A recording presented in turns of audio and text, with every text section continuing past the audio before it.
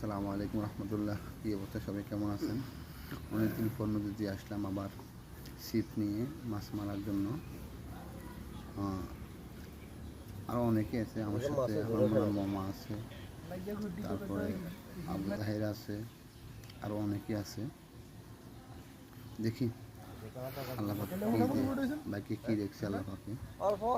অনেকদিন পরে আসলাম নদীতে আবার বসছি বাবার জন্য।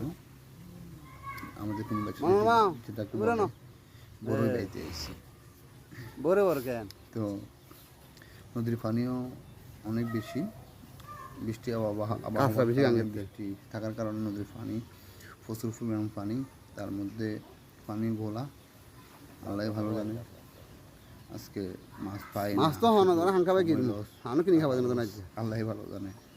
তো সবাই দোয়া করবেন, আমার পাশে থাকবেন, সবসময় আমাকে সাপোর্ট করবেন, লাইক করবেন। মার মার আবুদার মার মার জগা